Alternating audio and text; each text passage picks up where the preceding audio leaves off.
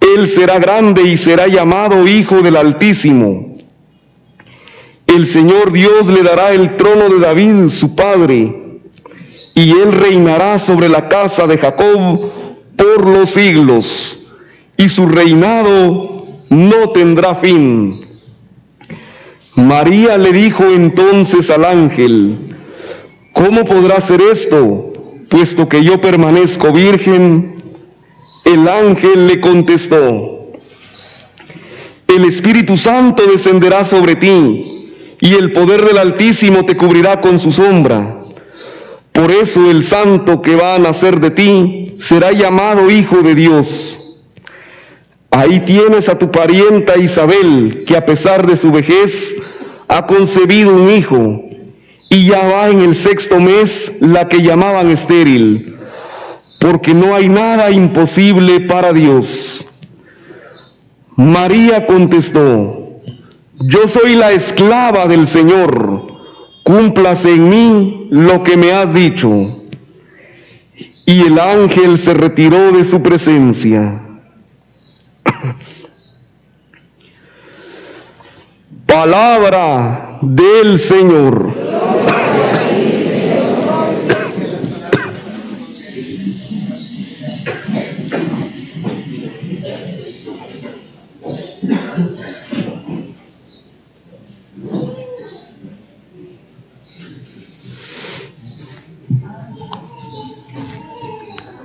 Alabemos al Santísimo Sacramento del altar y a María concebida sin pecado original.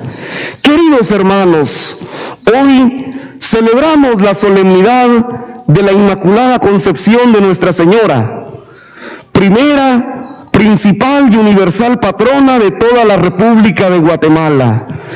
Queridos hermanos, hemos escuchado estos bellos pasajes de la Sagrada Escritura que nos llevan a meditar la total pureza, la total perfección y la total santidad de la Madre del Señor. Nos damos cuenta, primeramente, cómo ya desde que nuestros primeros padres cayeron en la culpa del pecado original, Dios promete que un día la situación cambiará. Dios advierte y sentencia a la serpiente que los descendientes de Eva la aplastarán, de tal manera que nosotros, hijos de Eva por la sangre, pero sobre todo hijos de la Virgen María por la gracia, formamos parte de este linaje que es capaz de aplastar a Satanás. Todo ello por el auxilio de la Santísima Virgen María. También veamos cómo el apóstol San Pablo nos expresa que a pesar de haber heredado la mancha del pecado original, Dios no se retracta. Él nos ha elegido desde antes de la creación del mundo para ser inmaculados. Él nos ha elegido para estar en el paraíso. No nos ha elegido para estar en este valle de lágrimas en el que estamos frecuentemente cuando recurrimos al pecado, cuando preferimos el error que la gracia. El apóstol San Pablo nos recuerda la importancia de perseverar en la gracia de Dios que nosotros recuperamos en el sacramento del bautismo, que nosotros recuperamos a través de la reconciliación. Finalmente nos damos cuenta cómo en el Santo Evangelio Dios mismo, por boca del arcángel San Gabriel, proclama la total perfección de la Santísima Virgen María. Alégrate llena de gracia, lo decimos nosotros en castellano.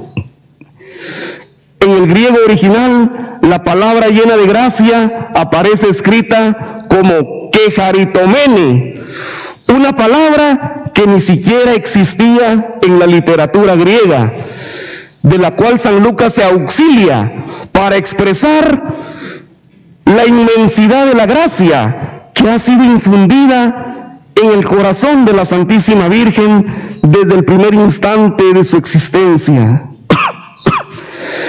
Por esta razón, queridos hermanos, nadie puede negar la santidad tan singular que ostenta la Madre del Señor. No solamente porque ya estaba prevista para ser madre de Jesús, sino también porque al redimirla desde el primer instante de su existencia, Dios ha retornado al hombre al paraíso, ha creado a una persona mejor aún que Adán y Eva antes del pecado, saliendo de esta manera más victorioso todavía sobre Satanás y sobre sus ángeles rebeldes. Queridos hermanos, hoy, 8 de diciembre, recordamos este misterio de fe tan grande, pero al mismo tiempo recordamos la sanción dogmática del magisterio de la Iglesia a través del Papa Pío IX. Veamos, queridos hermanos, creer en la total perfección de la Virgen María no es algo opcional. Aquel que no reconoce la total santidad de la Virgen María, pues tiene la total libertad de irse de la casa. Vean, queridos hermanos, qué importante es defender esta fe que nuestros padres defendían con su sangre. No se nos olvide que el santo hermano Pedro juró defender la total perfección de la Virgen María, incluso con su propia sangre, si era necesario hacerlo. Hoy, queridos hermanos, nosotros también estamos llamados a continuar defendiendo el reinado de la Madre del Señor. Veamos, queridos hermanos, que este país, al igual que todas las antiguas colonias de la España católica, tienen el privilegio de utilizar en este día, en la Sagrada Liturgia, los ornamentos celestes, porque no vayan a pensar que en todo el mundo se utilizan. Este realmente es un privilegio para el mundo hispano, por la defensa que nuestros padres hicieron de este misterio de fe.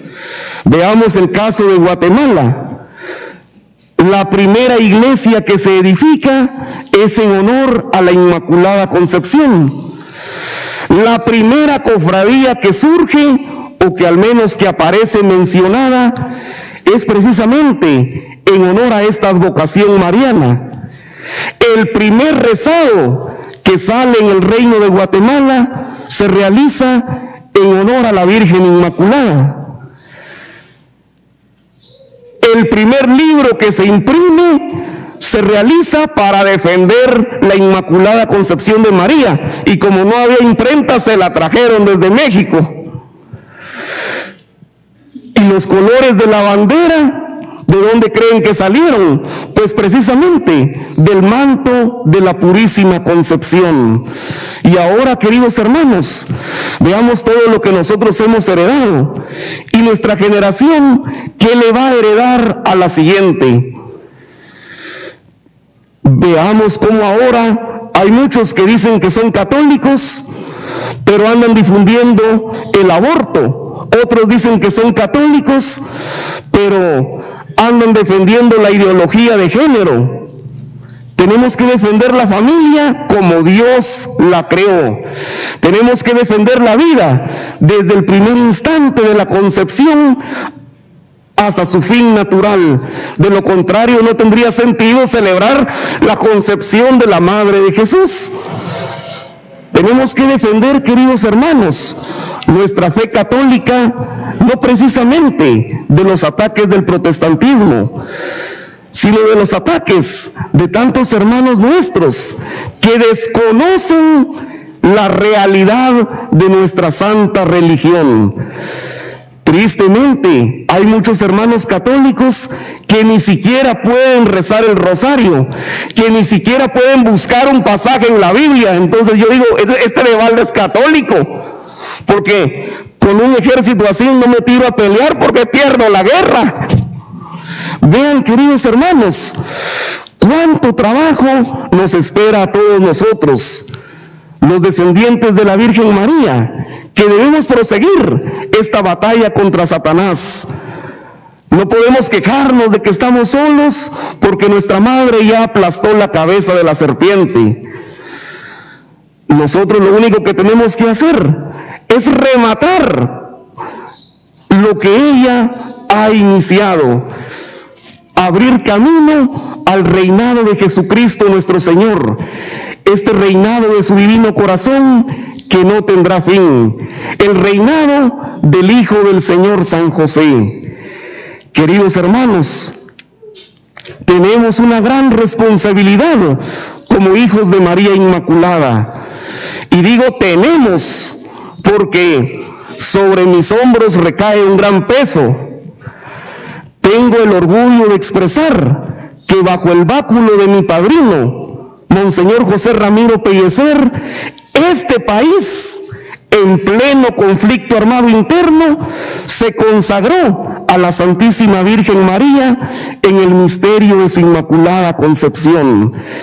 Queridos hermanos, ahora nosotros, que hemos sido entregados en las manos de la Virgen María, cometeríamos un grave error si nos vamos a meter otra vez a la boca del lobo buscando el pecado, buscando a Satanás. Cristo en la cruz ya nos ha rescatado, derramó por nosotros su sangre, nos ha dado los sacramentos para que constantemente nosotros podamos tener medios para acercarnos a la gracia. Pero no se nos olvide que los sacramentos no son un juguete. No serviría de nada que yo peque, me confieso, y entonces vuelvo a pecar porque me puedo volver a confesar. No, el objetivo debería de ser confesarnos y nunca más pecar, porque deberíamos de aborrecer al pecado, así como la Virgen María aborrece cualquier culpa, así como Dios, aborreciendo el pecado, preservó a su madre de toda falta. Queridos hermanos, hoy la mejor corona que podemos colocar sobre la cabeza de Nuestra Señora es portarnos bien, es hacer las cosas como Dios manda, es hacer eco a esas bellas palabras suyas, de ella que es la esclava del Señor, porque aquel que es esclavo se ha entregado totalmente a su patrón, a su amo, a su Señor. Queridos hermanos, no quedemos mal con Nuestra Señora, con nuestra dulce y santa Madre. Hoy comprometámonos verdaderamente a seguir a Jesucristo nuestro Señor. Que así sea.